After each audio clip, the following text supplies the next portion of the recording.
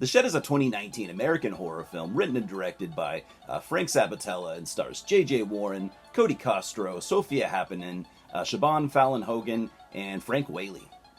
The plot follows a freshly turned vampire running for cover from the light to a small shed where he is discovered by two high schoolers, one of which wants to use him as a weapon of revenge. So yeah, you know me. I'm always down for another vampire movie. Timeless creatures make for endless story possibilities. You can put them in any time period. There's different styles. Everything from the human-looking ones to that learn to live among us. And then you've got the savage, almost like beast-like monster-type vampires, and just really everything in between. So The Shed plays like a teen drama, as well as being a vampire movie. You've got Stan, a troubled kid living with his abusive grandfather after the death of his parents. He also gets bullied relentlessly at school, and now he has a vampire in his shed, so nothing ever really goes right for him. After the vampire kills his grandfather, he contemplates what exactly to do next. He's got a reputation with the police, and he doesn't trust them not to blame him for the murder. So his buddy Dahmer wants to use the vampire as a trap for the guys that have bullied both of them for their whole lives. Of course, Stan doesn't like that idea, because he's actually a good kid. Even though Dahmer, tries to package it up to him as, hey, it's not murder because we're not going to be the ones killing them.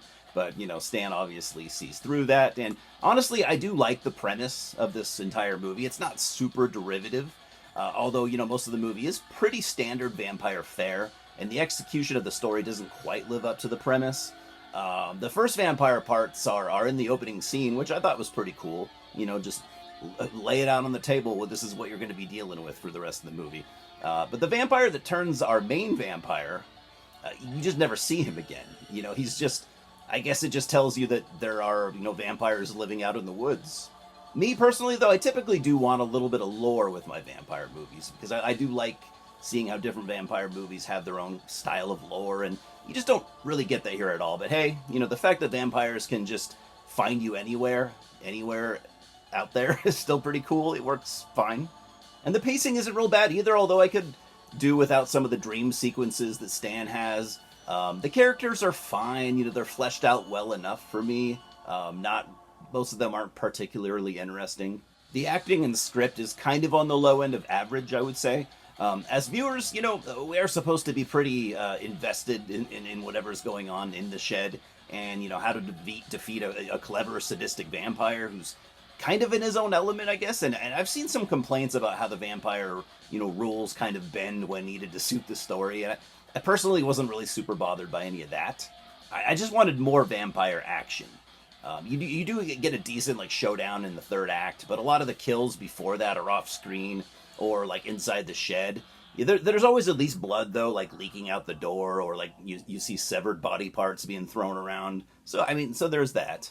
So I'm giving The Shed a 5 out of 10. It didn't quite deliver what I wanted, and, it pales in comparison to something like Ginger Snaps or Late Phases. I know that those are both werewolf movies, but you know what I mean. All that said, I'd be down to check out Frank Sabatella's previous horror shorts, like Night of the Pumpkin, The House That Cried Blood, and Children of the Witch. He seems like a horror nut just like the rest of us, so maybe he has something more to say.